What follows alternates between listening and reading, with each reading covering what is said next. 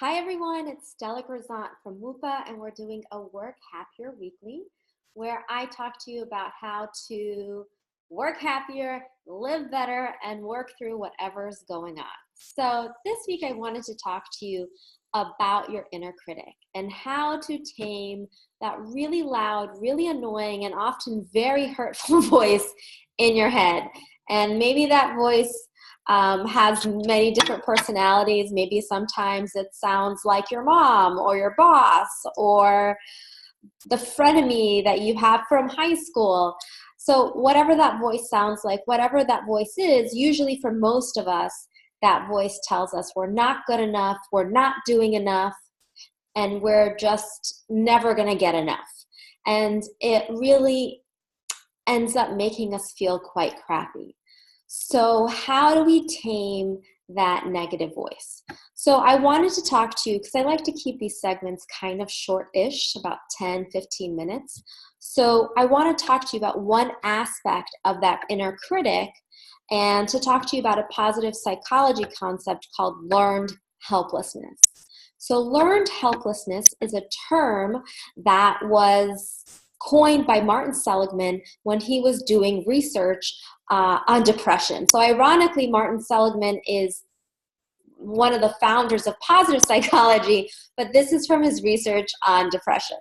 And what he found is that something happens that can happen to animals as well as to human beings, where we just learn to think that our situation is not changeable and that we don't have any choice and that we have to surrender all hope. And that's what he calls learned helplessness. So it's kind of like when the circus trains baby elephants, and when the elephants are small, they tie a rope around their neck and attach it to a post.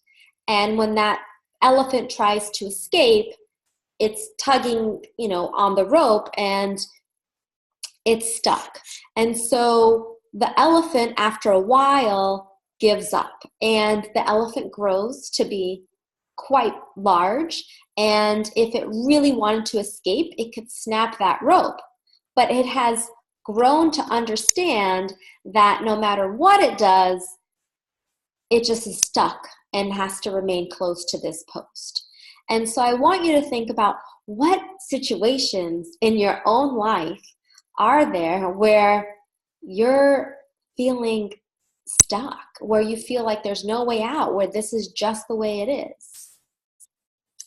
And so for those scenarios when your inner critic is reminding you that there's no way out and this is just the way it is and it's always going to be this way, or you're never going to be enough, or you're never going to be able to break through,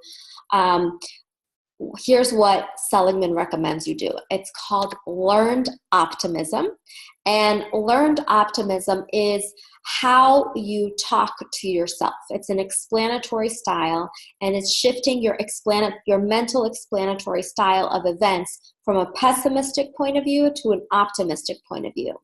So what you have to remember are the 3 Ps. And so you want to, when something crappy happens and it triggers your inner critic to tell you, oh, see, I told you should have never done that. I told you should have never tried out for that really awesome job. Or I told you shouldn't have asked out that girl on the date, or whatever it is. Here's what you want to explain to yourself. 1, this is not permanent. So this is your first P. It's not pervasive, meaning it doesn't, just because this one thing happened doesn't mean it's going to continue to happen forever, and in all domains. And 3, it's not personal. So this event is not a reflection of who I am as a person. Okay? So when your inner critic is going off, remind yourself that, okay, this event is not permanent. If I screwed up the sales presentation, it doesn't mean that I have doomed all of my sales for the whole year, okay? It's not pervasive. Just because I screwed up on this one sales presentation doesn't mean that I'm a bad business person. And 3, it's not personal. Just because I screwed up on this sales presentation doesn't mean that I suck as a human being, or doesn't mean that I'm a bad person, right? So those are the 3 P's, 3 ways that you can talk your way out of criticizing yourself to the point of feeling like your situation is helpless. So with that, thank you so much and have a great rest of your night, day, whenever you're watching this. Oh, wait, I forgot to say this too. If you like this video, go ahead and like it and share it with someone you know who could use this, because we all know we could all use this, but share it with someone in particular who you think this will really resonate with. All right, thanks. Bye.